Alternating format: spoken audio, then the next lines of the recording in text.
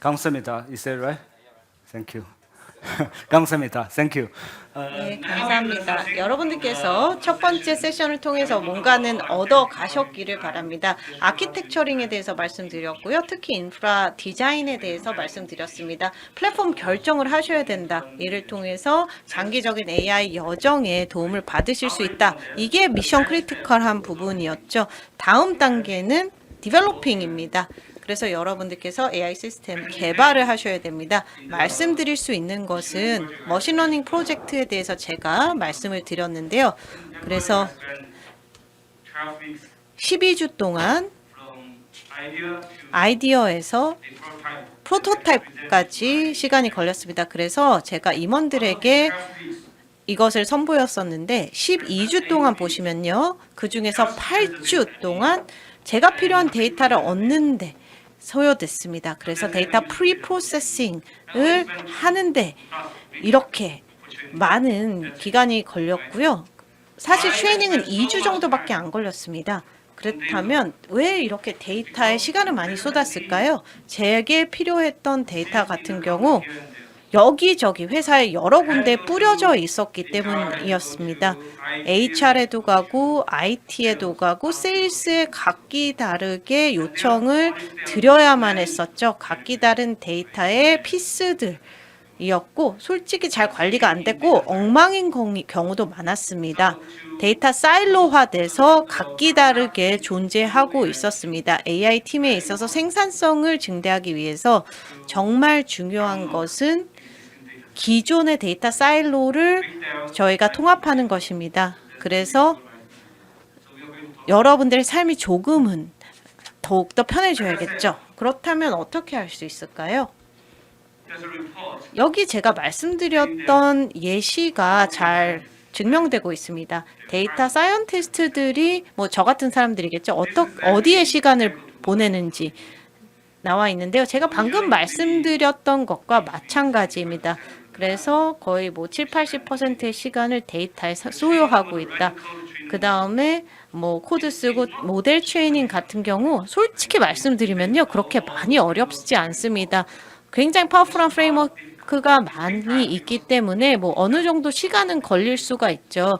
컴퓨테이션을 많이 해야 되긴 하지만 사실 코드를 쓰는 것이 시간을 많이 잡아먹진 않습니다. 그런데 여기서 이렇게 AI를 위해서 데이터를 준비시키는데 많은 시간이 걸린다는 것입니다. 그렇기 때문에 이 세션에서 여러분들께 어떻게 이 부분을 최대한 빨리 진행을 해서 데이터 사이언티스트들이 모델 디벨롭먼트에 더 많은 시간을 할애할 수 있도록 하는 방법에 대해서 말씀드리겠습니다. 제가 첫 번째 세션에 있어서 뭐 렉이라는 하나의 세션 같은 경우도 각기 다른 데이터의 요구사항들이 있다라고 말씀드렸습니다. 각기 다른 데이터 인제스션이 필요하고요. 이를 통해서 각기 다른 데이터 리퀘어먼트가 데이터 스토리지와 인프라에 있어서 필요할 수 있다라고 말씀드렸습니다. 여러분들께서 기존의 데이터 사일로를 자유롭게 우리가 통합하기 위해서는 데이터의 유니피케이션, 통합이 필요합니다. 그래서 데이터 사이언티스트가 10곳의 다른 데이터 웨어하우스 시스템에 가서 필요한 데이터를 리트리브해서 데이터 트레이닝할 필요가 없어야 된다는 것이죠. 그래서 한 곳의 플랫폼, 싱글 플랫폼에서 트레이닝을 하는 것이 가장 좋습니다. 그런데 데이터 유니피케이션은 굉장히 어렵습니다. 결코 쉽지 않습니다. 왜 그럴까요? 그 이유는 각기 다른 AI 파이프라인의 단계에서 지금 데이터에 대한 요구사항들, 그 다음에 액세스 파트너 같은 경우 이런 것들이 완전히 다를 수 있기 때문입니다. 예를 들어서 인젝션 파트 같은 경우 보통 sequential write인데요. 그래서 small and large 파일이 될 수가 있고요. 그 다음에 여기 하나의 사례가 될 수 있을 것 같은데요. analysis, 분석이 있다면 여기서 no latency가 있어야 됩니다. 그리고 랜덤 액세스가 있어야 되겠죠. 그렇기 때문에 굉장히 달라질 것입니다. 트레이닝은 랜덤 액세스, read and write가 있습니다. 그러면서 concurrency가 굉장히 필요합니다. 그래서 수천 개 이상의 코어가 데이터에 물어보기 때문에 정말 중요합니다. 그래서 액세스 패턴과 리퀘어먼트가 너무도 다릅니다. 그래서 데이터 인프라스트럭처, 언더라인 데이터 인프라스트럭처에 다르기 때문에 어떻게 하면 우리가 이 모든 것을 유니피케이션 할 수 있을까요? 쉬웠다면 이미 누군가가 했겠죠. 그런데 플래시 블레이드의 디자인 골 중에 하나는 바로 이런 사일로를 통합, 유니피케이션 하는 것입니다. 그래서 세 가지의 다른 이런 데이터 시스템을 통해서 파이프라인을 서포트하지 않아도 될 수 있도록 하는 것입니다. 제가 말씀드렸던 대로 각기 다른 액세스 패턴을 그리고 퍼포먼스에 대한 요구사항들을 충족할 수 있도록 그리고 각기 다른 AI를 포함한 워크로드, AI, 어저스팅, 빅데이터 이 모든 것들을 할 수 있도록 하는 것입니다. 데이터 웨어하우스도 있고요. 하나의 데이터 싱글 플랫폼에서 돌릴 수 있도록 하는 것입니다. 그렇게 한 고객들도 있습니다. 일본의 KDDI도 있습니다. 굉장히 큰 규모였는데요. AI 유스 케이스, 엄격한 AI 유스 케이스라고 하기는 그렇지만 첫 번째 여정에 있어서 각기 다른 스플렁크라든지 유버티카라든지 헤두프 베스카라든지 이런 것들을 하나 이렇게 플래시 블레이드 어시스턴트로 이렇게 통합시켰습니다. 지금 보시면 6에서 7페타바이트 정도 구동을 하고 있습니다. 대부분 이렇게 플래시 인더스트리를 사용하고 있습니다. 싱글 시스템이고요. 각기 다른 애널리틱스 소프트웨어를 돌리고 있습니다. 각기 다른 컴퓨터에서 이렇게 서버에서 같은 플래시 블레이드를 통해서 데이터 허브를 사용하고 있습니다. 그래서 이런 버티컬 윌 모드, 스플렁크, 스마트 스토어를 구동하고 있고 하둡과 스플렁크를 구동하고 있습니다. 이 모두 싱글 데이터 허브를 공유하기 때문에 플래시 블레이드 같은 경우 이런 데이터 사일로의 유니피케이션에 있어서 상당히 유리합니다. 제품에 대해서 추가적으로 말씀드리겠습니다. 플래시 블레이드가 어떻게 이런 부분을 해결했을까요? 많은 엔지니어링 노력이 제품에 녹아 들어가 있습니다. 그래서 여기에 보시면 여기 메타데이터 컨트롤이 있고요. 시스템 디스트리뷰션 또한 플래시 모델에 대해서 DFM을 통해서 디렉트 액세스가 있습니다. 이 모든 것이 가능하게 되었고요. 그 다음에 또 흥미로운 것들이 있습니다. 저희가 각기 다른 데이터에 스몰 앤 빅 데이터 랜덤아이제이션이 있는데요. 옵티마이제이션이 있습니다. 인블록 코딩이라는 variable block encoding이라는 것을 사용하고 있습니다. 다른 스토리지 시스템을 잘 아신다면 그리고 여러분께서 이런 것들을 만들고 싶으시다면 이런 질문을 할 수 있습니다. 어떤 블록 사이즈를 사용하실 거예요? 8K, 4K, 64, 512 물어볼 수가 있습니다. 여러분들께서 그러면은 어떻게 선택하실 거예요? AI용에 있어서요. 각기 다른 데이터를 AI에 있어서 사용하죠. 스트럭처 데이터뿐만 아니라 스몰 데이터뿐만 아니라 각기 다른 데이터가 필요한데 말이죠. 여러분들께서 4kB의 작은 것을 선택하실 수도 있습니다.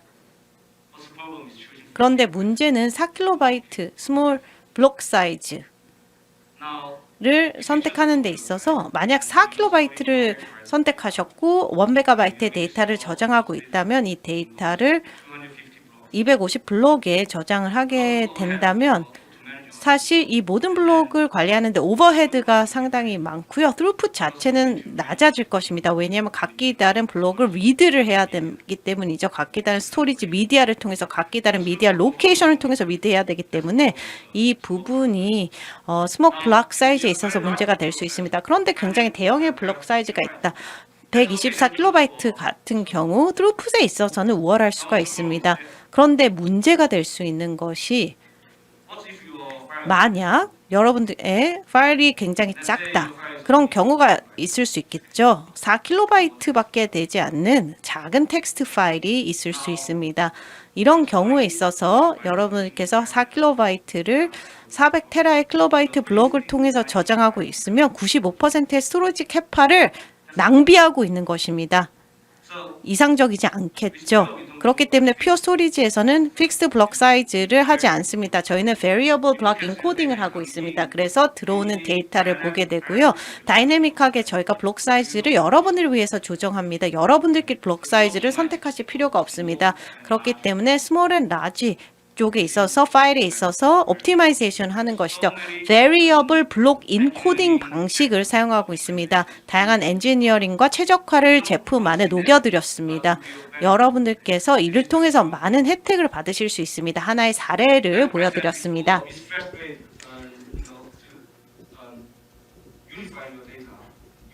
데이터를 단일화함으로써 하나의 시스템으로 모든 AI 시스템을 다 돌릴 수가 있게 되십니다.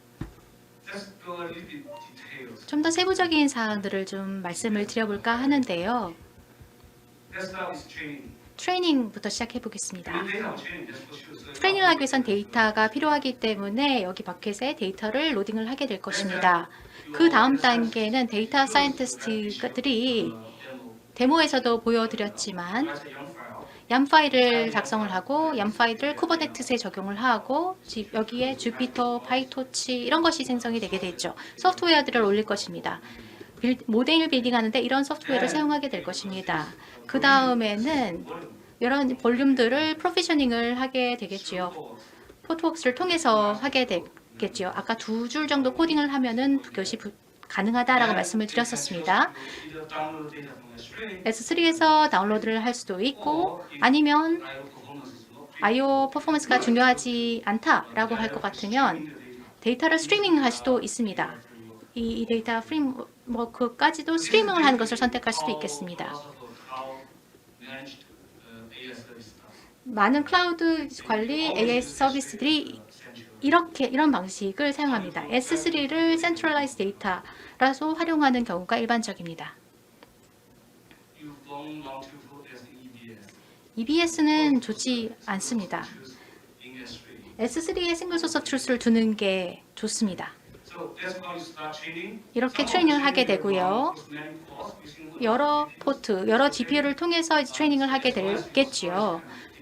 스토리지가 이제 퍼포먼스만 딜리버할 수 있다면 괜찮습니다. 트레이닝이 완성이 되게 되면은 트레이닝을 하실 때요. 체크포인트라는 것이 있죠.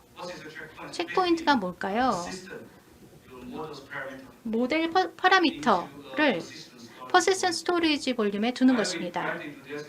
이 이유는 트레이닝을 하는데 수분이 걸릴 수도 있고요. 또 수일이 걸릴 수도 있고 수개월이 걸리는 경우도 많습니다. 챗GPT 같은 경우에는 뭐 몇 개월이 걸렸다고 알려져 있습니다. 그래서 예를 들어서 3개월 차 정도 들어가서 하드웨어 페일러가 나면은 모델 파라미터 이런 것이 다 날아가게 됩니다. 바람직하지 않습니다. 그렇기 때문에 체크포인트라는 것을 사용하게 됩니다. 유스케이스에 따라서 이 체크포인트라는 것이 발생하게 되고 근데 굉장히 헤비합니다. 그래서 데이터를 라이팅하는 것처럼 빨리는 이루어지는데 굉장히 헤비하게 됩니다. 그래서 이 모델을 보시게 되면 라마3일 수도 있고 파일들이 있죠. 500GB 정도 되는 파일들이 있습니다. 이 트레이닝이 완성되게 되면은 또 다른 S3 버켓으로 옮겨 놓습니다. 이것이 에셋이 됩니다. 가치가 있는 에셋이 되게 됩니다. 이제는 이제 모델을 디플로이하게 됩니다. 다른 퍼시스턴 볼륨으로 다운로드를 할 수도 있고 아니면 바로 GPU 메모리에 올려놓을 수도 있습니다. 그러면은 이제 모델하고 애플리케이션을 연결할 수 있게 되는 것이죠. 인퍼런스 역할을 하게 됩니다. 또 렉을 선택할 수도 있습니다.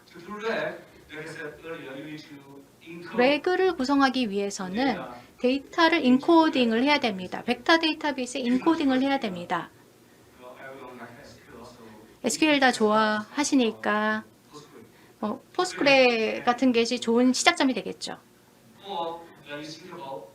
아니면 프로덕션을 생각하신다면 밀버스 같은 것도 스케일러블 하기 때문에 좋은 선택지가 될 것입니다. 이 모든 것들이 S3에 임베딩이 될 수도 있습니다.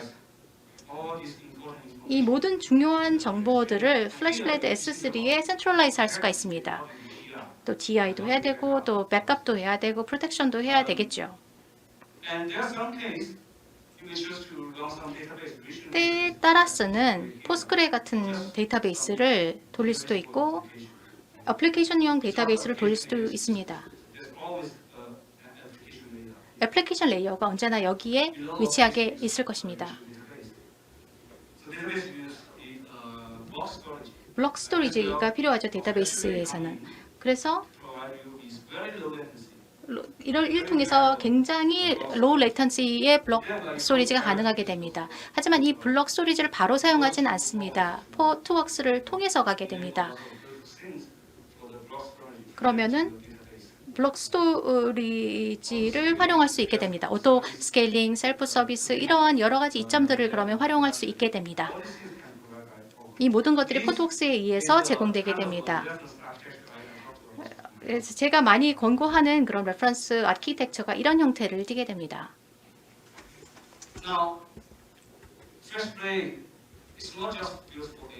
플래시블레이드는 솔직히 AI 전용은 아닙니다. 데이터 없이는 AI가 불가능하죠.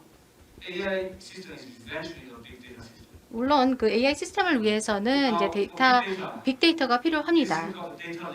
데이터 레이크하우스라는 것이 새로이 대두되고 있는 개념입니다. 이미 유스케이스가 있으신지는 모르겠습니다만 좀 고려해 보시면 좋을 것 같습니다. 데이터 웨어하우스, 데이터 레이크하우스인데요. 그러니까 반정형 데이터에 적합합니다. 그 AI 시스템에 이 데이터를 피딩을 할 수도 있습니다. 데이터 레이크나 데이터 웨어하우스는 많이 들어보셨을 겁니다. 근데 데이터 레이크하우스는요, 이 두 가지의 이점들을 통합하는 개념입니다. 하나의 시스템으로 이 두 가지의 이점들을 다 통합할 수 있습니다. 데이터 레이크의 스케일러비티를 누리면서도 또 데이터 웨어하우스의 이런 하이 퍼포먼스를 누릴 수 있다는 장점이 있습니다. 여러 기업들이 그래서 이것을 채택하고 있고요. 데이터 레이크하우스를 만들기 위해서는 고성능의 데이터 레이크가 이제 기반으로 까져야 됩니다. S3 데이터 레이크가 기반에 깔려 있어야 됩니다. 플래시블레이드도 그 역할을 충실히 해낼 수 있습니다. 제가 세부적인 내용들 다 말씀을 드리지는 않겠습니다만 포트폴리오를 이용해서 오픈 데이터 레이크하우스를 구축한 경우가 되겠습니다.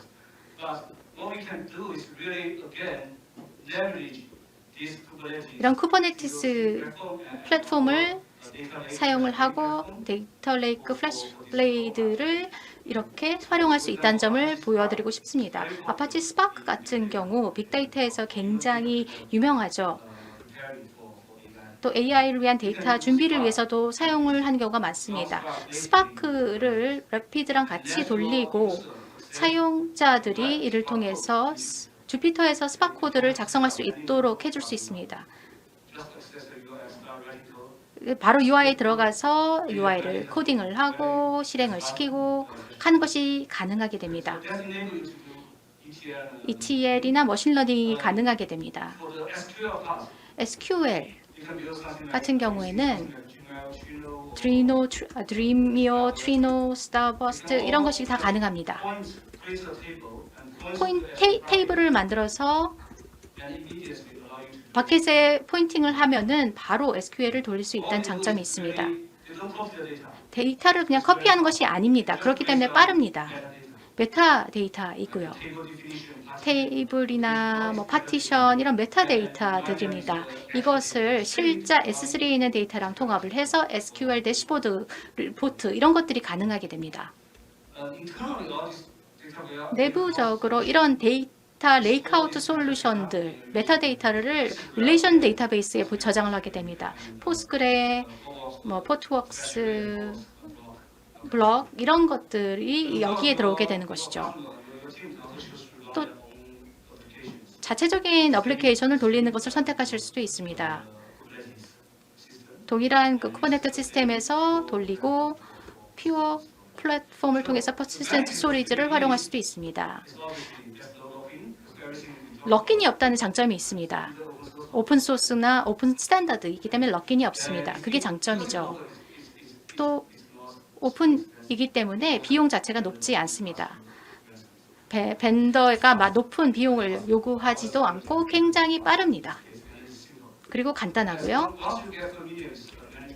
쿠버네티스 관리에만 익숙해진다면 이거 관리하는 것이 그렇게 어렵지 않다는 것을 아시게 될 겁니다. 만약에 스파크에 데이터 레이크가 있고 또 데이터 레이크하우스에 또 쿠버네티스가 있다면은 서버가 굉장히 많이 소요될 것입니다. 그런데 이런 방식으로 하게 되면은 훨씬 더 간편하고 컨시스턴트하게 될 것입니다. 클라우드 레디이기도 하고요. 쿠버네티스는 어디든지 실행이 가능하죠. 또 포트웍스도 있고 하니까요. 여기에 대해서 좀 설명을 드리려고 합니다. 래피드하고 스파크요. AI랑도 관련되는 부분이기도 합니다. 래피드가 무엇이냐? 오픈 소스 라이브러리입니다. 엔비디아가 제공하는 것입니다. 엔비디아는 GPU, AI 트레이닝으로 잘 유명하긴 하죠.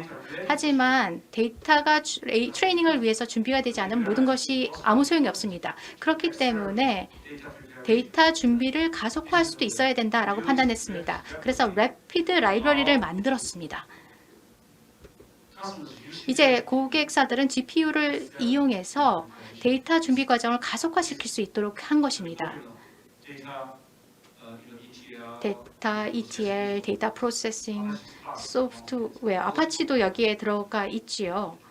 이런 것들을 다 통합하게 됩니다. 저희가 테스트를 싱가포르 랩에서 진행을 해봤습니다. 아까 연기 났던 그런 그 에피소드도 말씀을 드렸었는데요. 이런 테스트 환경은 보시는 바와 같습니다. 저희가 엔비디아를 그러니까 업계 표준적인 환경을 사용을 했고요. 플래시블레이드를 사용했고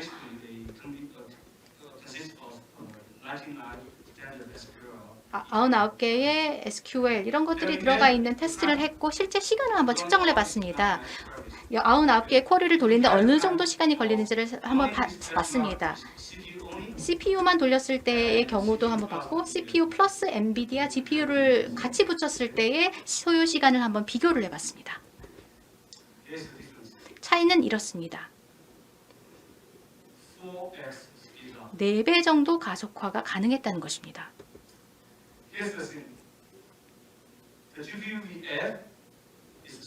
GPU는 A10 GPU 6대입니다. A10입니다. 컨슈머 그레이드죠. 뭐 비디오 게임 하는 그 정도 레벨에 있는 A10 6대의 GPU를 사용했습니다. A10 6대의 GPU를 돌린다 할지라도 데이터 준비 과정을 4배 정도 더 가속화시킬 수 있다는 것이죠. 상당한 중요한 부분이라고 생각을 합니다. 만약에 H100 정도의 GPU가 A100이라면 어느 정도까지 가속화를 할지 한번 생각을 해보시기 바랍니다. 정말 이 부분은 놓칠 수 없는 부분이라고 생각합니다. 물론 GPU가 가속화를 하고 있고 래피드 라이브러리를 통해서 이제 이런 가속화가 진행이 되는 것인데요. 또 중요한 것이 스토리지입니다. S3 스토리지입니다. GPU를 더 슬로우 다운을 할 수가 없습니다. 만약에 GPU가 슬로우하다면은 실제적으로 아무 소용이 없습니다. 그렇기 때문에 오브젝트 스토리지가 충분히 속도를 낼 수 있어야 합니다. 그래서 빠르게 데이터를 GPU에 피딩할 수 있어야 된다는 것입니다. 저희가 이제 이런 최소한의 컨피규레이션으로 저희가 벤치마킹을 했습니다. 플래시블레이드 백엔드 상황이 이런 상황이었습니다. 좀 보시기 어려울 수 있는데요. 10.18GB, 한 10GB 세크당 되는 것을 보실 수 있습니다. 더 DFM이나 블레이드를 넣는다면, 추가할 수 있다면 아마 쉽게 더 기가바이트 수를 높일 수 있을 것입니다. 다른 시장에 나와 있는 다른 그런 것으로도 이 정도의 성능 가속화를 할 수 있는 경우가 거의 없을 것입니다. 이런 성능이라면 데이터를 단일화하고 AI 시스템을 단일화할 수 있습니다. 그리고 성능에 대해서도 그렇게 걱정하지 스토리지나 데이터 차원에서 그렇게 고민하지 않으셔도 될 것 같습니다. 이 분산형 시스템에서 데이터 파이프라인이 너무 느리다면 어렵죠. 그렇기 때문에 빠른 오브젝트 스토리지가 필요합니다. 제가 지금까지 데이터 프리퍼레이션 부분, AI를 위해서 데이터 준비하는 기간을 어떻게 가속화할 수 있는지 말씀드렸습니다. 데이터 사이언티스트들이 여기에 80% 이상을 쓰고 있기 때문에 굉장히 중요한 부분이었고요. 그 다음에 또 많은 시간이 소요되는 부분이 데이터 세트를 이해하고 분석하는 것입니다. 사실 트레이닝을 전혀 시작하지 않았어도 이 부분이 필요합니다. 왜냐하면 데이터에 있어서 인터넷에서 스크래핑을 했기 때문에 완벽하지 않고 문제가 있는 데이터가 있을 수 있기 때문에 우리가 데이터를 잘 이해를 해야 됩니다. 그래서 어떤 데이터를 내가 가지고 있는지를 잘 파악을 해야 됩니다. 이렇게 하기 위해서는 많은 경우에 있어서 저희가 다양한 커맨드를 쓰고 또 저희가 퍼미션을 바꾸고 이런 것들을 AI 워크로드를 통해서 하는 경우들이 있습니다. 그런데 이렇게 하게 되면 문제가 무엇이 있을까요? 모두 다 LAS와 find를 다 이해를 하실 텐데요. 문제가 될 수 있는 이유는 수억 개의 스몰 파일이 있으면 정말 큰 문제가 될 수 있기 때문입니다. 그냥 스탠더드 리눅스 커맨드만 사용하시면요, 잘 되지 않습니다. 그렇기 때문에 저희가 Rapid Fire Toolkit라는 것을 발명하게 되었는데요. RFT라고도 합니다. 리눅스와 비슷한 이런 커맨드들이 있다는 것이죠. 그래서 여기 P를 보시면 여기 pure는 아닌 것 같고요. parallel의 약자입니다. parallel, 병렬죠. 그래서 parallel find, parallel ls 이런 식으로 되고 있습니다. 그래서 여러분들께서 업티케이서라든지 어미스토어를 통해서 설치를 하실 수 있습니다. 그러면 가용하실 수 있고요. 또 Geometrically Linux File Operation Booster 역할을 하게 됩니다. 보여드리겠습니다. 이 데모에서 여러분들께서 500K 스몰 K이 있습니다. 그래서 여기에 플래시블레이드 FS 볼륨으로 저장이 되었는데요. 저희가 리눅스 커맨드를 하고 싶은데 디렉터리와 파일이 굉장히 많이 있습니다. 그래서 우리가 커맨드를 스탠더드 리눅스와 또 P 버전과 비교를 하게 된다면 어느 정도의 시간 단축이 있을까요? 예, 틀어주시겠어요? 이게 동영상이어서요? 네, 감사합니다. 여기 데이터를 보시면 플래시 블레이드 넷패스에 있고요. 또 보시면 플래시 블레이드 여기 마운트가 되고 여기 플래시 블레이드 백엔드 볼륨이 있습니다.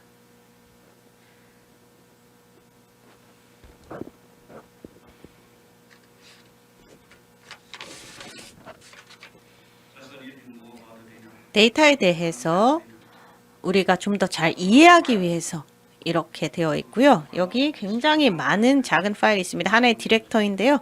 훨씬 더 많은 디렉토리가 이렇게 펼쳐집니다.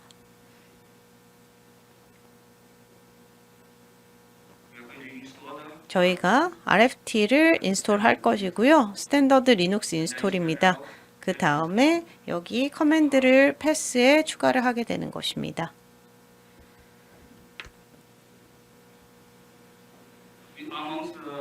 여기 디렉터리 중에서 클리어 캐시도 있죠. 그 다음에 저희 리마운트를 다시 하게 됩니다. 여기서 저희가 커맨드 런을 여기서부터 시작하게 됩니다. 스탠더드 리눅스 AS고요. 그 다음에 여기에 보시면 저희가 메타데이터 오퍼레이션이기 때문에 대충 여기 대체적으로 여기 IOPS 여기 얼마나 될까요? 600, 700K 정도? 한 700 정도네요. 그래서 0.75K IOPS. 그래서 그렇게 높지는 않습니다. 훨씬 더 많이는 할 수 있습니다. 보시면 여기 30초 정도 걸렸습니다. 이 ls 커맨드에 있어서요. 그런데 저희가 P 버전, PLS 그래서 마운트 리마운트를 하게 되고요. then just Mr. P 그래서 여기 P 같은 커맨드입니다. could be immediately 바로 거의 즉각적이죠. only 3 seconds. And if you 그래서 여기 백엔드 IOPS가 있는데요. 그래서 여기와 비교했을 때 큰 차이가 납니다. 너무도 빠르네요. 그래서 저희가 다른 커맨드를 추가를 해보는데요. this is fine. 예, 이것도 잘 되고요.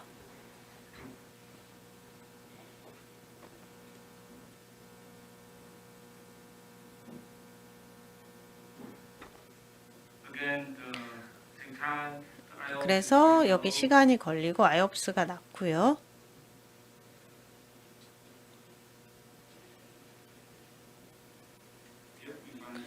여기 파일이 있습니다. about 24 seconds. 24초 정도 걸렸네요. 스탠더드 리눅스 파인드. Now we try 그 다음에 저희가 P 버전, 퓨어 버전 한번 해볼까요? 퓨어의 약자는 아니지만 P가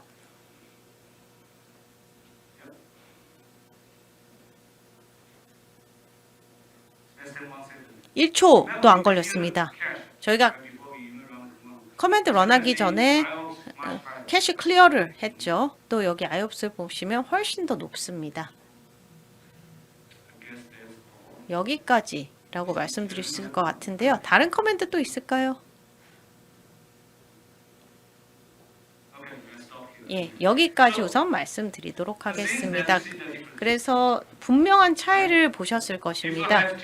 만약 우리가 30초를 매번 기다려야 된다. 데이터 에스크를 할 때마다. 그러면 상당히 곤혹스러울 것입니다. 그렇기 때문에 퍼포먼스가 이렇게 커맨드를 P 버전으로 바꾸면 좋아진다라고 나와 있습니다. 그래서 퓨어의 Rapid File Kit 이름이 사실은 조금 발음이 어렵습니다. 이름 좀 바꿔야 되지 않나 싶은데 어쨌든 보시면 여기 뭐 135배 이상 빨라지는 경우들도 있습니다. 이렇게 할 수 있는 것은 두 가지 이유 때문인데요. 첫 번째, 백엔드 스토리지가 상당히 빨라야지만 멀티플 하이 패럴리즘을 서포트할 수 있습니다. 그리고 빠르게 데이터 딜리버리 하는 것뿐만 아니라 메타데이터 오퍼레이션도 굉장히 빨라야 된다는 것이죠. 그래서 굉장히 높은 AOPS를 다룰 수 있어야 됩니다. 시장에 있는 다른 스토리지 같은 경우, 트루풋 같은 경우는 라지 블록 사이즈를 사용하면 트루풋은 좋을 수가 있습니다. 그런데 IOPS 같은 경우는 굉장히 느려지는 경우들이 많습니다. 메타데이터 매니지 방식 때문입니다. 그래서 엔지니어링을 저희가 정말 심혈을 이 부분에 있어서 쏟았습니다. 백엔드 스토리지가 굉장히 빨라야 되고요. 또 IOPS와 메타데이터 오퍼레이션에 있어서 이렇게 좋아야 되고 두 번째로 클라이언트 사이드에 있습니다. 그렇기 때문에 이 두 가지가 필요합니다. 스탠더드 리눅스 커맨드는 싱글 트레드만 사용을 하게 됩니다. 그렇기 때문에 굉장히 느리다는 것이죠. 그래서 패럴리즘의 수만 이렇게 늘리는 것이죠. 16개의 트레드, 32개 트레드. 그래서 호스트 인바이러먼트에 따라서 달라집니다. 그래서 이런 오퍼레이션을 플래시 블레이드에 패럴럴하게 보내게 되고요. 그래서 이것을 가지고 저희가 메타데이터를 각기 다르게 디스트리뷰션을 해서 더 좋은 퍼포먼스를 보이게 되는 것입니다. 각기 다른 커맨드에 있어서 차이에 대해서 말씀드렸고요. 보여드렸습니다. 훨씬 더 많이 있기는 한데요. 보시면 뭐 수십 배 이상 빨라진다는 것입니다. 그래서 리눅스 커맨드 대비 이렇게 좋은 퍼포먼스가 있다는 것입니다. 그래서 Rapid File Toolkit에 대해서 말씀드렸고요. 굉장히 중요하고 또 심플하지만 중요한 AI 팀을 위해서 할 수 있는 역할에 대해서 말씀드렸습니다. 그 다음은 시간이 얼마 없기 때문에 구체적으로 말씀드리지는 못하겠지만 DB의 진화 그리고 어떻게 AI에 적응하고 있는지에 대해서 말씀드리겠습니다. 여러분들께서도 다양한 데이터베이스를 항상 사용하시고 계실 것 같습니다. 그런데 어떻게 요구사항을 충족해서 시장을 AI에 있어서 우리가 캡처할 수 있는지 그 부분을 봐야 될 것 같은데요. 렉에 대해서 더더욱 그렇습니다. 렉 같은 경우 여기에 데이터베이스가 필요합니다. 벡터 임베딩을 저장해야 되기 때문인데요. 그렇다면 벡터 서치, 벡터 쿼리는 과연 무엇일까요? When we do ingest the 보시면 데이터를 저희가 데이터베이스에 있어서 단순히 인서션을 하는 것이 아닙니다. 직접적으로 하는 것이 아니라 우선 데이터 컨버전이 필요합니다. 하이 디멘셔널 벡터로 전환을 해야 됩니다. 그래서 2000 디멘셔널이 가능할 수 있고요. 뭐 3개, 4개의 디멘션이 있을 수 있는데 디지털 월드에서는 사실 수천 개 이상의 디멘션이 있을 수 있습니다. 그래서 3차원 공간, 3디멘션 스페이스와 마찬가지로 모든 것은 다 위치가 있습니다. 이 데이터를 하이 디멘션 벡터 데이터베이스에 저장을 하게 되면 각 정보의 피스 같은 경우도 다 정보가 있습니다. 하이 디멘션 벡터 스페이스에 있어서 다 자신의 위치가 있습니다. 그러면 여기서 하게 되는 것은 데이터를 벡터 데이터베이스에 인제션하는 방식인데요. 만약 이 정보가 서로 근접하고 있다. 정보가 이 벡터 스페이스에 있어서 이렇게 가까이 놓게 됩니다. 예를 들어서 애플과 바나나, 사과와 바나나라고 하면 비슷한 컨셉이죠. 그래서 우리가 애플과 바나나에 대해서 하이 디멘셔널 벡터 스페이스에 대해서 정보를 인제션 하게 되면 서로 가깝게 위치하고 있습니다. 그래서 하이 디멘셔널 벡터 스페이스에 있어서 이렇게 과일로서 비슷하다는 것이죠. 그래서 저희가 사과에 대해서 검색할 수도 있고요. 저희가 SQL처럼 exact match 쿼리를 하는 것은 아닙니다. 왜냐하면 그 쿼리 같은 경우 lateral damage를 하게 되는 것이죠. 제가 한국어는 잘 모르겠지만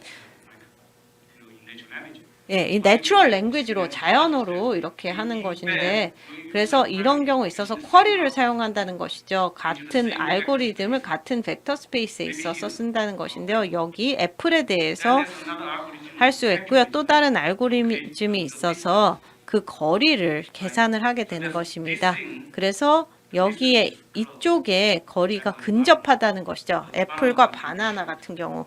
그래서 이제 바나나를 DB에서 리트리버리 될 것이고요. 그 다음에 고양이 같은 경우는 캣 같은 경우 이 쿼리에서 멀어지겠죠. 그래서 이렇게 리트리버 같은 경우 다른 곳에서 되는데요. 그래서 이런 식의 벡터 데이터베이스가 구동됐는데요. 여기 많은 밀버스 등이에서부터 시작했는데 밀버스 아까 전에 DB를 보여드렸습니다. 그 외에 어떤 기존의 매추어 데이터베이스가 있습니다. 이를 통해서 벡터 서치에 도움이 될 수 있는 케이퍼빌리티를 추가하게 됩니다. 추후에 어떻게 하는지 사례를 말씀드리겠지만 여기에 벡터 서치를 하기 위해서 파이썬으로 어떻게 코드 라이팅을 하는지 여기 나와 있습니다. 그래서 밀버스가 하나의 예시로 나와 있는데요. 여기서 중요한 것은 어렵지 않다는 것입니다. 그래서 API도 있고요.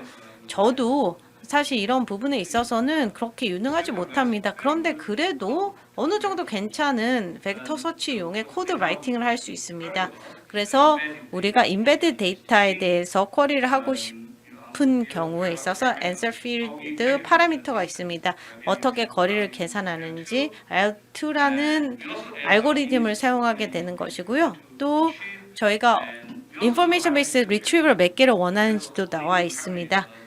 또한 벡터 서치를 기존의 exact match와 같이 결합한다는 것이죠. 그래서 여기 per month 같은 경우 이렇게 추가를 하게 되는데요. 이렇게 굉장히 용이하게 하실 수 있습니다. 그렇기 때문에 이 쿼리에 대한 답변은 여기 우측과 같이 도출되었습니다. 그래서 이 숫자는 신경 안 쓰셔도 되고요. 여기에 보시면 히트 수는 3곳이고요. 여기 센트럴 데이터 포인트가 있습니다. 그리고 여기 위치가 나와 있습니다. 그래서 이 포인트에 대한 유저 쿼리에 대한 리스폰스가 있습니다. 그렇기 때문에 이 거리를 비교해서 벡터 데이터베이스에서 관련성 있는 relevant information을 갖고 오기 위해서 노력합니다. 왜 이 부분에 대해서 말씀드리고 있냐면요. 여러분들께서 렉 시스템을 구축하시는 것에서 두려워하지 마시고 바로 하실 수 있다는 것입니다. 그래서 벡터 서치를 통해서 바로 할 수 있습니다. 어렵지 않습니다. 그렇기 때문에 많은 엔터프라이즈 그리고 이번 달에 제가 만났던 많은 회사들이 렉 구축부터 시작을 했습니다. 인퍼런스 스페이스, 인퍼런스 단계 잡이고요. 그래서 모델을 건드리실 필요가 없고 라마 3 같은 것을 그냥 가지고 오셔서 렉을 하시면 됩니다. 그래서 데이터를 통해서 이런 식으로 하실 수 있다는 것이죠. 그래서 AI를 통해서 굉장히 단시간에 이점을 누리실 수 있습니다. 여러분들께서 밀버스에 대해서 잘 모르실 수가 있습니다. 그런데 기존의 데이터베이스도 유사한 것을 할 수 있습니다. 이런 데이터베이스를 이미 여러분들의 조직에서 뭐 사용하실 수 있을 것 같은데 엘리스틱 서치 같은 경우 로서치에 있어서 굉장히 좋습니다. 구글 서치 포 엔터프라이즈와 비슷한데요. ESRE를 통해서 벡터 서치가 가능합니다. 몽고DB도 상당히 유연하고 파워풀한 API죠. 이 부분 벡터 서치도 가능하고요. 또 제가 피지 벡터에 대해서도 말씀드렸는데요. 그래서 포스트그레이 SQL 같은 경우 굉장히 좋은 시작점이 될 수 있습니다. So, developing is not as difficult. 개발 자체는 그리 어렵지 않습니다. People can use the tools they already. 이미 잘 알고 있는 툴을 시작해서 첫 시작을 할 수 있다는 점이고요. Just keep in mind, later we will talk about it more. 저희가 더 말씀을 드리겠습니다만 Working for development, 디벨롭먼트 개발을 하실 때 and prioritize okay. 간단하게 프로토타입 할 수는 있습니다. 그러나 프로덕션을 언제나 염두에 두셔야 됩니다. 어떻게 내가 프로덕션에서 스케일을 할 것인가를 생각을 하셔야 되는 것이죠. 벡터 DB에 넣으시게 되면은 실제 데이터 사이즈가 10배까지 늘어날 수 있습니다. 그래서 이런 부분을 반드시 고려해야 된다라는 점을 말씀드리고 싶고요. 아마 여러 가지 데이터들을 입력하게 될 것입니다. 시스템에 여러 가지 데이터가 들어가야 된다는 점도 생각을 하셔야 됩니다. 이런 새로운 피처들은 새로운 성능과 확장성을 요하게 될 것입니다. Like I said, again, you're not choosing some storage or data platform because of single 스토리지나 뭐 데이터 플랫폼을 하나를 위해서만 선택하는 것이 아니거든요. 이 모든 것들을 고려하셔서 올바른 선택을 하시는 것이 무엇보다 중요합니다. a really quick session. 그래서 간단하게 세션을 리캡해 보도록 하겠습니다. 더 깊이는 오늘 못 들어갔습니다만 저희가 오늘 이 세션에서 이런 점들을 한번 살펴봤습니다. 데이터 사일로들이 있다라는 점도 말씀을 드렸고 이 사일로들을 어떻게 단일화할 수 있는지에 대해서 말씀을 드렸습니다. 스플래시 블레이드를 통해서도 이것이 가능하죠. 굉장히 사용이 간단하다는 점, 그리고 플래시 블레이드 S3와 래피드를 통해서 데이터 준비를 가속화할 수 있다. 데이터 레이크하우스를 사용하는 것도 말씀을 드렸습니다. 그 다음에 퓨어 래피드 파일 툴킷에 대해서 말씀을 드렸습니다. RFT라고 하는데요. 굉장히 중요한 부분이 아닐 수 없습니다. 그 다음에 DB들이 지금 진화하고 있다. 이 새로운 AI 피처들을 지원하기 위해서 많이 변화하고 진화하고 있다라는 점을 말씀을 드렸습니다. 여기까지 말씀드리겠습니다. 혹시 질문이 있으시거나 하면 언제든지 여기에다가 기록해 주시기 바랍니다. 물론 손을 들으셔도 말씀을 하셔도 괜찮은데요. 그게 만약에 불편하시다면은 QR코드를 통해서 질문을 접수해 주시기 바랍니다. 자, 이제 프로덕션 쪽으로 넘어가도록 하겠습니다. AI 여정에 있어서 개발도 했고 이제 그 다음은 무엇일까요? This is where your MLOps MLOps가 바로 여기서 들어옵니다. production level 프로덕션도 생각을 하셔야 되고 파인 튜닝, 래그, 그다음에 추론, 앳스케일 이런 것들이 이제 나오는 부분이 되겠습니다. 물론 하이레벨 차원이 될 가능성이 높습니다. another chart, another report. 리포트를 보고 계신데요. 구글에서 나온 리포트입니다. Pioneer in this space, right? 지금 They actually 구글 같은 경우는 데이터 사이언티스트들이 머신 로딩 관련된 코드는 딱 이 부분이라는 것이죠. 어떻게 보면은 전체 큰 그림에서 아주 작은 부분만을 차지하고 있는 것이다 라고 얘기하고 있습니다. 그것 말고도 이것이 가능하도록 하기 위해서는 그 수많은 그 백그라운드가 있어야 된다. 이것이 봐도 프로덕션의 어려운 점이다 라는 것을 지적하고 있습니다. 개발할 때에는 데이터 사이언티스트들이 주피터에 액세스해서 파이썬 코드를 하고 모델 트레이닝을 하고 또 성능을 극대화시키는 것, 여기까지가 디벨롭먼트일 것입니다. 그래서 이게 되는 것 같네 라고 판단을 하고 그 다음 단계로 넘어가려고 하죠. 그런데 이거는 가장 어떻게 보면 전체 그림의 일부에 지나지 않다는 점입니다. 그 다음 단계는 정말 어려운 점들이 그 다음 단계에 오게 되는 것이죠. 실제 이 모델을 프로덕션에 디플로이하고자 할 때는 그래서 어플리케이션과 통합을 하려면은 이런 점들이 다 필요하게 됩니다. 생각해야 될 점이 많습니다. 스케줄링, 모니터링, API 서비싱, 세큐리티, 버저닝 이 모든 것들이 다 들어와야 됩니다.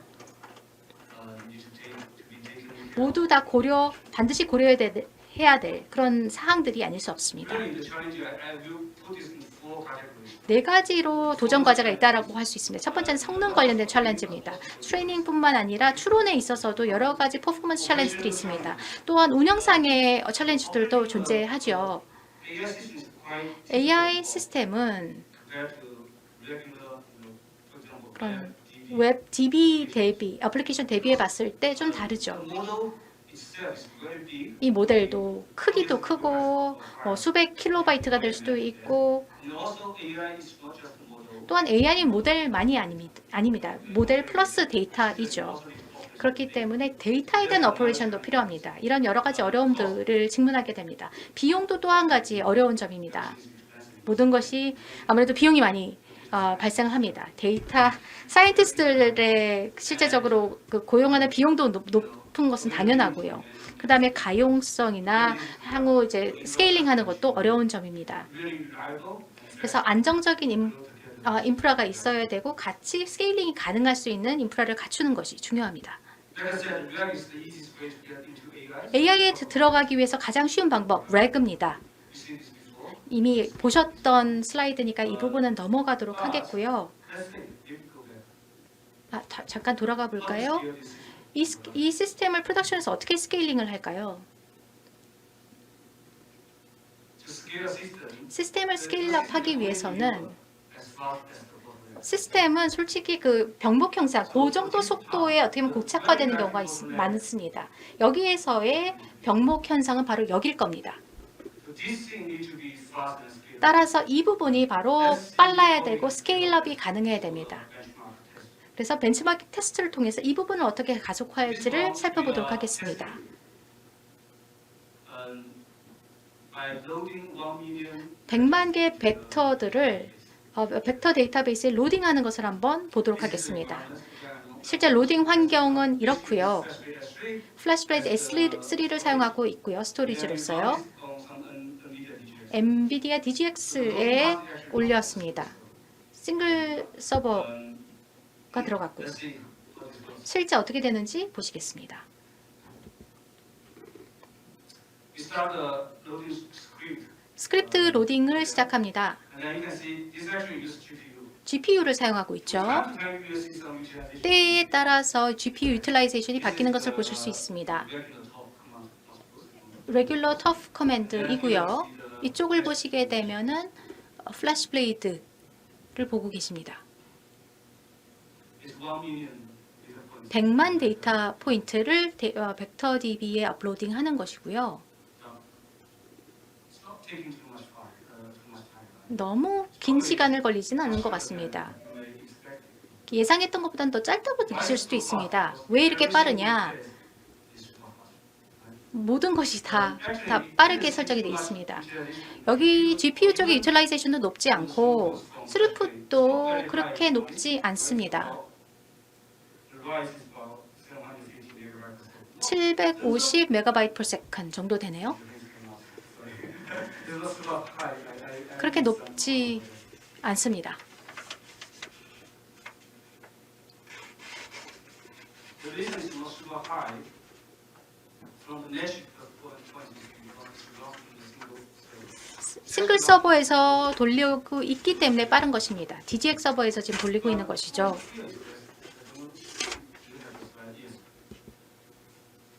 You can see these are the breakup of the time span. 실제적으로 각각 매치마크에서 시간이 어느 정도까지 걸렸는지 브레이크아웃이 나와 있습니다. 스토어 Create and 벡터, store index 스토어 인덱스, are the module index. 대부분의 시간이 이 두 가지 때문에 발생하는 것이고요. 시간을 대부분 여기에 할애하고 있습니다. So if you want to scale, increase the performance. 그래서 성능을 더 벡터 데이터베이스를 스케일링하고 싶다면 여기를 집중적으로 보셔야 됩니다. 스토어링 데이터, 스토어링 인덱스 여기에 지금 집중을 하셔야 된다는 것이죠. 그럼 이걸 성능을 어떻게 높일까요? 데이터 스토어링은 라이트니까요. 스토리지의 성능을 더 높이시면 됩니다. 플래시 블레이드가 그것이죠. Creating index, 크리에이팅 인덱스 GPU comes GPU가 여기 바로 이것과 관련이 있습니다. high dimensional. 인덱스는 고차원 벡터들이죠. 그래서 컴퓨터가 많이 소요됩니다. 그렇기 때문에 밀버스를 저희가 제안을 드리는 것입니다. RAG at scale에 대해서는 밀버스가 좋습니다. 왜냐하면 GPU를 사용하고 있기 때문입니다. 빠른 플래시블레이드 S3를 사용할 수 있습니다. 스케일링을 위해서, 퍼포먼스를 위해서 이것을 다 사용할 수 있기 때문에 저희가 이것을 제안을 드립니다. 다른 것들도 있지만은 실제 디벨롭먼트에서는 괜찮지만 프로덕션에서는 그렇게 잘 안 돌아가는 경우가 많이 있습니다. So that's the test for loading. 그래서 로딩 테스트를 한번 해봤고요. The same software as Mirrorverse, but launched 밀버스이긴 합니다만 another object storage. 또 다른 오브젝트 스토리지랑 한번 붙여봤습니다. DGX 서버에서 로컬로 돌리는 것이고 실제적으로 직접 부착한 SSD를 부착한 경우와 한번 비교를 해봤습니다. 실제 런타임을 보여주는 것이기 때문에 짧으면 더 좋은 것이죠. 이 네트워크 스토리지가 훨씬 더 짧다는 것을 보실 수가 있습니다. 36% 정도 시간을 단축할 수 있습니다. 굉장히 큰 차이라고 할 수 있습니다. Then we test the scale of the ingestion. This is where 또 스케일 아웃 인제스션을 한번 살펴봤는데요. we scale as a production scale. So we basically test it by running the same ingestion. 동일한 인제스션인데 1 to 2 straight DGX. DGX 서버를 하나, 두 개, 세 개일 경우를 한번 봤고 그 스케일러빌리티를 한번 측정해 봤습니다. One, 보시는 바와 같이 하나일 경우에는 더 길고요. 두 개일 경우 좀 짧아지죠. 세 개를 붙였을 때는 차트에는 안 나와 있는데 just loading, 그만큼 더 짧아집니다. scalable, 굉장히 스케일링이 가능하다는 것을 보실 수 있습니다. scalable query. 또한 스케일러블 퀘리도 한번 돌려봤습니다. Again, you can see the scalability from running the query on single node, two node, and three node. 원로드, 투로드, 쓰리로드로 봤을 때 충분히 확장성이 보장되는 것을 보실 수 있습니다. In this architecture, it's not slowing down. 이 아키텍처에서 슬로우 다운 되는 부분이 전혀 없습니다. That actually comes to the conclusion why NVIDIA 그렇기 때문에 어쩌면 결론으로 잘 귀결이 되는데요. 엔비디아가 이것을 왜 사용한지를 잘 보여주는 것이죠. 엔비디아랑 저희가 같이 하는 것이고요. numbers. That's why they use this. 엔비디아 입장에서도 이런 결과로 나타나고 있기 때문에 퓨어를 사용하고 있는 것입니다. 실제 엔비디아 쪽에서도 왜 퓨어 스토리지를 사용하는 것이 좋은지를 장점을 이렇게 나열하고 있습니다. Of the linear scaling, 여기에 또 선형 확장, 리니어 스케일링, 그다음에 픽 유틸라이제이션이 있는데요. you are just using your internal SSDs. 내부적인 SSD만 사용을 하시게 되면 디플로이먼트를 할 때 이 내부적인 것만 사용하게 되면은 한 100%까지 금방 찰 겁니다. 어떤 거는 한 10%로 가용성이 떨어질 것이고요. 그렇기 때문에 이 모든 것을 가용도를 높이 가져가는 것이 어렵습니다. 그렇기 때문에 익스터널 스토리지를 가져가는 것이 더 나은 방법인 것입니다. So that's a very simple demonstration of how 간단하게 어떻게 레그를 스케일업 하는지를 간단하게 보여드렸습니다. to scale your RAG system. 렉 시스템을 스케일업하기 위해서는 모든 아키텍처의 구성 요소들이 다 충분한 속도를 가져가야 됩니다. 여러분들의 벡터 데이터베이스, 이 벡터 데이터베이스가 여러 서버에 걸쳐서 다 돌릴 수 있는가, 그것이 굉장히 중요할 것으로 생각이 됩니다. 일라스틱 설치는 뭐 가능하겠지만요. 그래서 어떤 벡터 데이터베이스를 사용하느냐가 굉장히 중요할 것 같습니다. 여러 서버에 걸쳐서 돌릴 수 있어야 되고 GPU도 충분히 활용할 수 있어야 됩니다. 특히 인덱스 생성하는 데에도 돌릴 수 있어야 됩니다. 그렇기 때문에 저희가 밀버스를 추천을 드리는 것입니다. 세 번째로 여러분들의 벡터 데이터베이스 스토링하는 것의 속도가 충분히 확보가 돼야 됩니다. Now, That's right. That's inference. 그래서 레그 인퍼런스까지 말씀을 드렸는데 트레이닝과 파인 튜닝에 대해서도 얘기를 안 할 수가 없는데요. I want to bring this up before.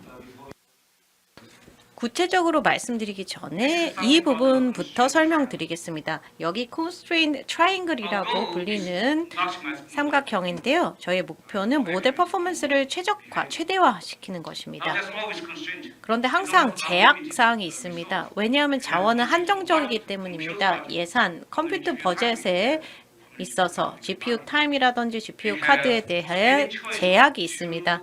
스케일링 초이스가 두 가지가 있는데요. 우리가 데이터 세트에 대해서 스케일할 수 있습니다. 더 많은 데이터가 있으면 모델의 퍼포먼스가 일반적으로 더 좋아질 수가 있고요. 아니면 모델의 사이즈를 스케일링을 할 수 있습니다. 그래서 700억, 4천억 뭐 이런 식으로 파라미터 수를 늘려서 더 많은 컴퓨터가 필요하겠습니다.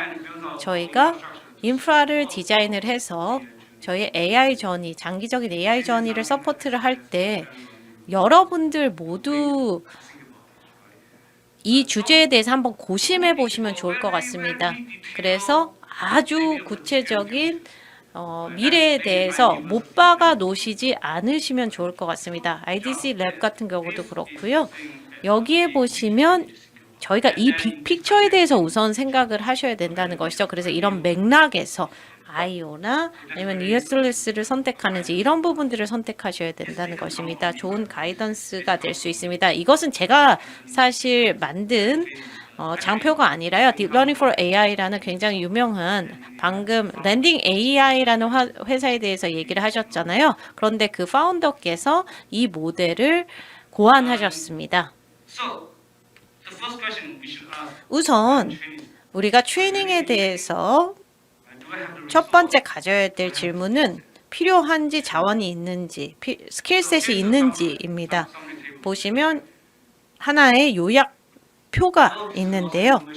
보시면 여기 많은 정보가 있는데 두 가지에 대해서만 집중해 주시면 좋을 것 같습니다. 여기에 보시면 각기 다른 AI 여정에 있어서 단계들이 나와 있는데요. 우선 프리트레이닝이 있습니다. 프리트레이닝이 무엇일까요? 이게 메타 같은 경우 라마의 트레이닝을 했죠. 그래서 이게 바로 파운데이션 모델을 트레이닝을 하는 것입니다. 대부분의 회사들이 이 부분은 사실 건너뛰셔도 될 것 같습니다. 대부분의 사람들에게 있어서 굉장히 헤비하고요. 수달이 걸리고 수백 개 이상의 GPU가 필요할 수 있습니다. 그리고 굉장히 실력 있는 데이터 사이언티스트나 엔지니어가 필요하기 때문에 일반적으로 이 단계는 건너뛰시라라고 합니다. 여러분의 회사가 이 단계까지 밟으실 만한 용기가 있으시다면 저에게 연락해 주시면 제가 좀 더 많은 정보를 공유 드리겠습니다. 그 다음에 프롬프트 엔지니어링이 있습니다. 질문하는 방식이죠. 그래서 여러분들께서 한 20% 정도 뭐 이것을 통해서 더 뭐 하실 수가 있는데요. 사실 굉장히 쉽습니다. 그래서 모델에 물어보는 방식만 바꾸시면 되고요. 그 다음에 파인 튜닝이 있습니다. 파인 튜닝 같은 경우 여러분들께서 렉을 통해서 시작하신 다음에 이런 경우에 있어서 30에서 40, 50%까지 부스트가 모델의 퍼포먼스에 있어서 있을 수 있는데요. 처음에 시작은 쉽습니다. 그 다음에 충분하지 않다면 유스 케이스에 있어서 파인 튜닝까지 고려를 하셔야 됩니다. 파인 튜닝과 렉의 차이는 파인 튜닝 모델 트레이닝을 여전히 하셔야 되는 것이고요. 렉은 그냥 모델을 사용하시면 된다는 것입니다. 파인 튜닝 같은 경우는 여러분들께서 데이터를 피드 하시고요. 또 여러분의 독자적인 데이터를 피드를 해서 모델이 배워야 됩니다. 그래서 프리체인드 모델 라마3 같은 것이 아니죠. 0에서부터 시작하는 것이 아닙니다.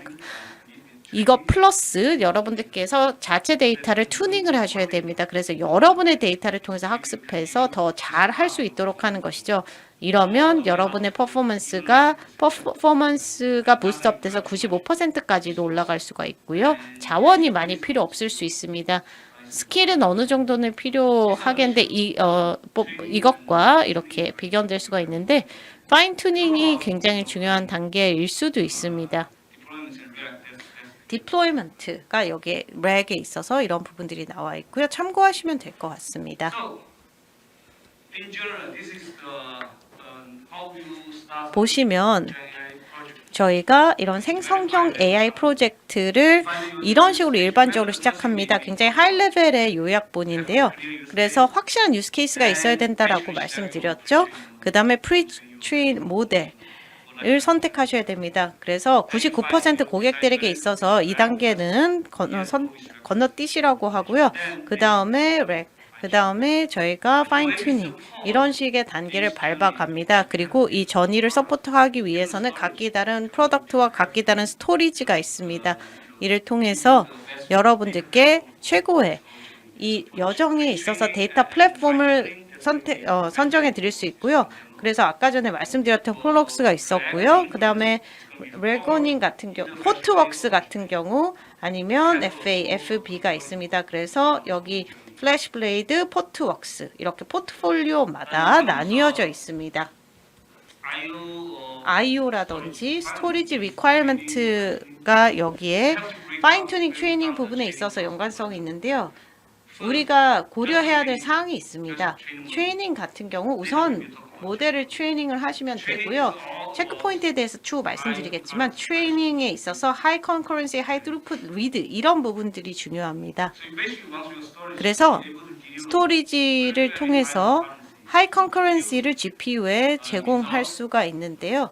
이렇게 되면 GPU 같은 경우 조금 느려질 수 있고 그래서 데이터에 대해서 기다려야 될 수도 있습니다. 저희가 문제를 해결하기 위해서 많은 것들을 했고요. 그 다음에 GPU Direct Storage라는 것이 있습니다.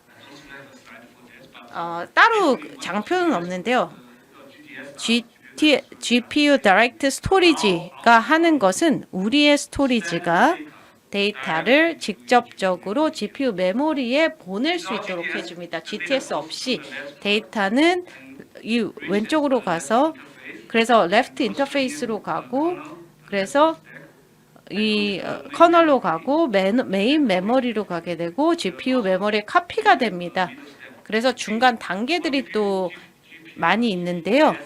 그래서 GDS에서 하는 것은 이 GPU가 메인 메모리 커피 이쪽을 아예 건너뛴다는 것입니다. 그래서 데이터를 직접적으로 GPU 메모리로 보내준다는 것입니다. 그래서 주요 이점을 보시면 직접적으로 퍼포먼스가 좋아진다기보다 뭐 좋아지긴 합니다. 그런데 특정 경우에서는 그렇지 않은 경우도 있고요. GPU to 메모리 커피 같은 경우 일반적으로 굉장히 빠릅니다. 굉장히 단순한 I/O 오퍼레이션인 경우가 있기 때문에 일반적으로 트레이닝 타임에 비해서 굉장히 빠른데요. 그 외에 또 GTS의 주요 이점은 CPU 로드를 GPU 쪽에 있어서 줄일 수 있다는 것입니다. 만약 이 800 같은 경우 풀 유틸라이제이션이 된다. 그러면 여러분들께서 아마 CPU 활용도가 서버에 있어서 굉장히 이용도가 높다는 것을 아실 수 있습니다. 예를 들어서 GDS 같은 경우에요. 그래서 여기서 CPU를 바이패스할 수 있기 때문에 이 바틀네크가 되지 않을 것입니다.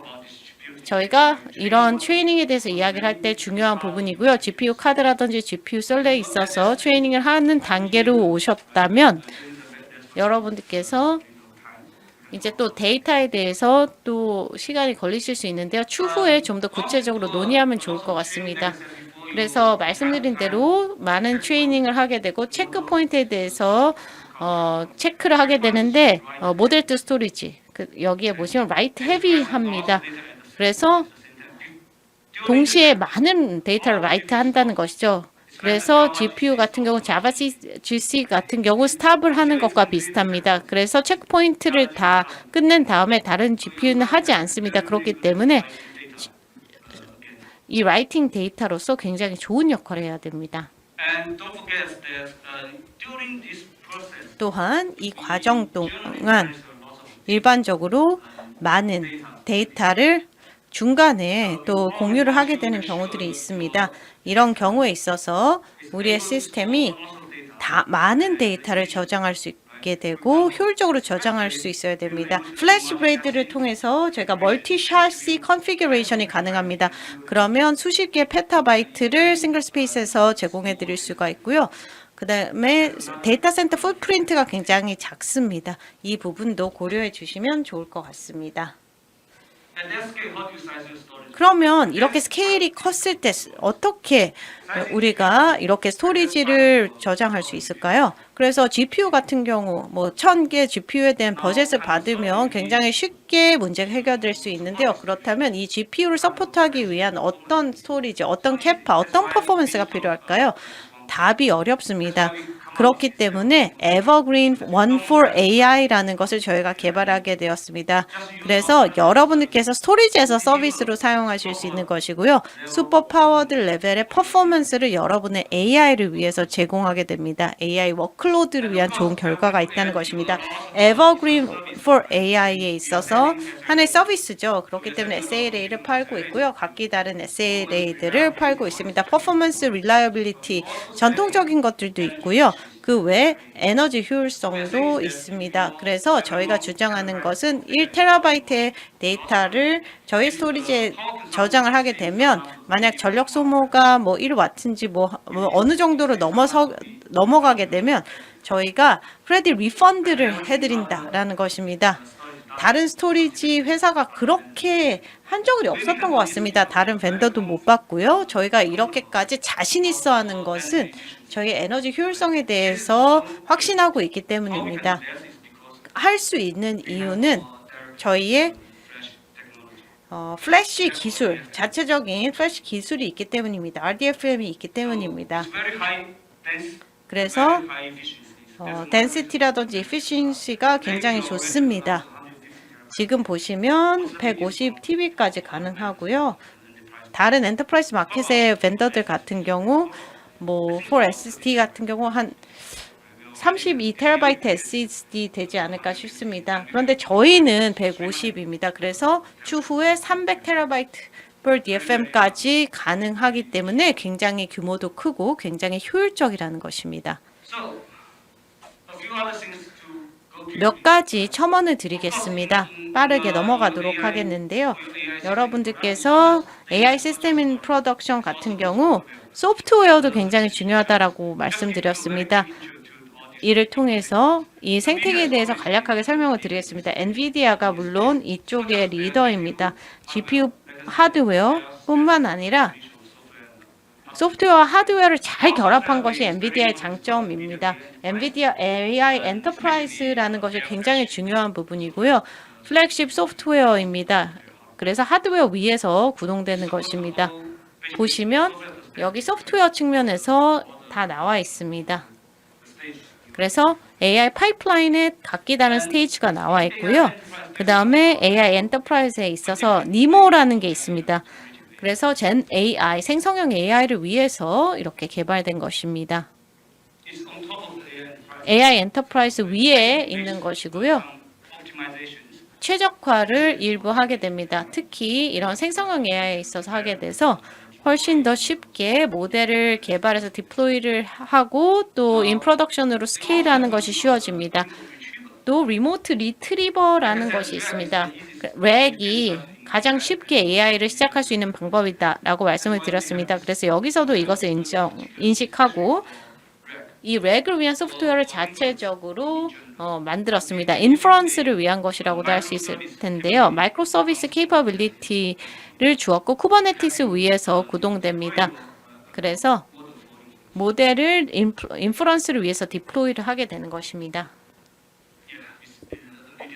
엔비디아 님이 여기 나와 있습니다. 그 외에 저희가 파트너십을 맺은 벤더가 Weights and Biases, WNB라는 곳이고요. WNB가 하는 것은 A software platform 하나의 소프트웨어 플랫폼으로서 데이터 사이언티스트들이 소위 말하는 트레이닝 익스피리언스, 트레이닝 엑스피리먼트를 관리할 수 있게 해주는 것입니다. 데이터 사이언티스트들이 모델을 트레이닝한 다음에 하이퍼 파라미터라고 파라미터를 조정하게 됩니다. 그리고 퍼포먼스를 측정할 때 각기 다른 파라미터들을 결합해서 보게 되는데요. 많은 실험을 하게 됩니다.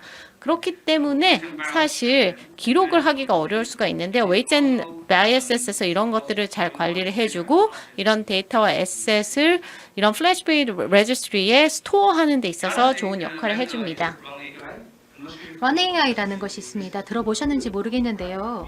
최근에 엔비디아가 인수를 했는데 GPU 스케줄링을 하기 위한 스케줄러입니다. 쿠버네티스에서 이제 스케줄링을 하기 위한 것이고요.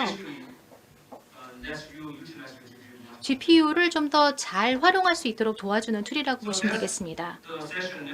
네, 여기까지 말씀을 드렸습니다. 간단하게 정리를 하자면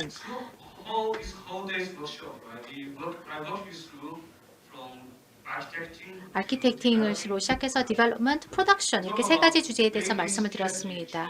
그래서 스토리지나 인프라에 대한 전략적인 선택을 해야 된다. 플랫폼 의사결정이다. 플랫폼적인 결정이다라는 점을 말씀을 드렸습니다. 컨테이너로 가는 것이 필요하다라고 말씀을 드렸고 쿠버네티스도 반드시 필요하다라고 말씀을 드렸습니다. 포트웍스의 지원을 받아서 하는 것이 중요할 것 같고요. 디벨롭먼트 관련해서는 데이터 사일로를 단일화하는 것이 필요하다. 그래야만 데이터 사이언티스트들의 생산성을 높일 수 있다라고 말씀드렸습니다.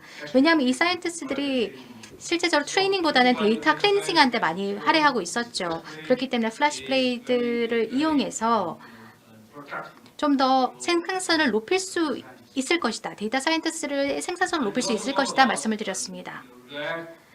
또 RAG, 스케일업 이런 주제에 대해서도 말씀을 드렸죠. 그다음에 여러 가지 라피드 툴킷에 대해서 말씀을 드렸습니다. 굉장히 간단한 툴이지만 리눅스 커맨드 사용하고 하는 것보다 훨씬 더 가속화시킬 수 있었습니다. 또 스케일링 초이스도 있었죠. 렉을 어떻게 스케일업 할 수 있을 것인가, 밀버스 그리고 아까 100만 개의 데이터 포인트를 밀버스에서 로딩하는 것을 보여드렸는데요. 스케일러블 스토리지 GPU, 벡터 데이터베이스 이런 것을 사용해서 훨씬 더 가속화할 수 있다는 점을 말씀을 드렸고 프리트레이닝, 파인 튜닝 여기서 어떻게 스케일링 할 수 있는지에 대해서도 말씀을 드렸습니다. 오늘 말씀드릴 내용은 여기까지입니다. 좀 유용한 내용이 되셨기를 바랍니다. 세부적인 사항 혹시 필요하시면 팔로우업 디스커션을 통해서 논의할 수 있기를 바랍니다. 잠깐 휴식 시간을 갖나요? 네. 조금 후에 다시 찾아뵙겠습니다.